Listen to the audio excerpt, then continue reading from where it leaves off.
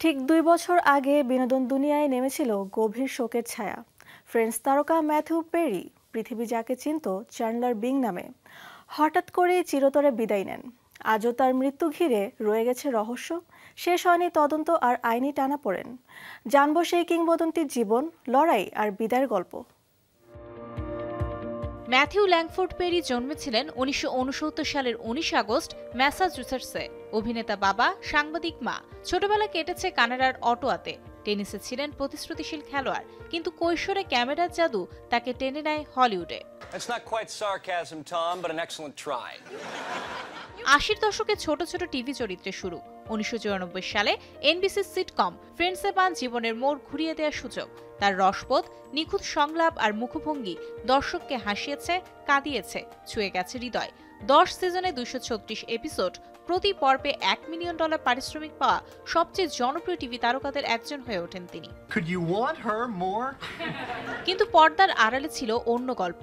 এক দুর্ঘটনার পর প্রেসক্রিপশন ড্রাগে আসক্ত হয়ে পড়েন পেরি। বছরের পর বছর চলেছে রিহ্যাব, চিকিৎসা, ভেতরের লড়াই। এক সাক্ষাৎকারে তিনি বলেছিলেন, আমি চাই না মানুষ আমাকে শুধু চ্যান্ডলার হিসেবে মনে রাখুক, বরং এমন একজন হিসেবে জানুক যিনি অন্যদের সাহায্য করেছেন মুক্তি পেতে। ২০২২ সালে প্রকাশ করেন আত্মজীবনী friends, lovers and the big terrible thing, যেখানে খোলামেলাভাবে জানান নিজের সংগ্রামের গল্প।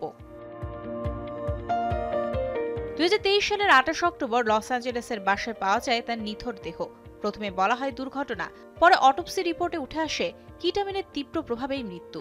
তদন্তের সামনে আসে কিটামিন সরবরাহের জটিল চক্র। ২০২৫ সালে অভিযুক্ত হয় ৫ জন, ২ চিকিৎসক, ১ সহকারী ও আলোচিত সরবরাহকারী কেটামিন কুইন জাসমিন সাংঘা। অনেকে ইতোমধ্যে দোষ স্বীকার করেছেন। বিচার প্রক্রিয়া এখনো চলছে।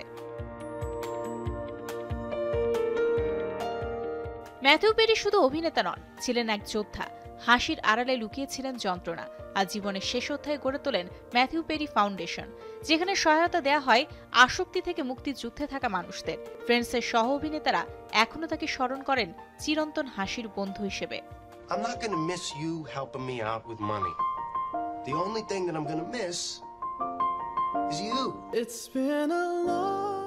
Mario Sen, showbiz tonight.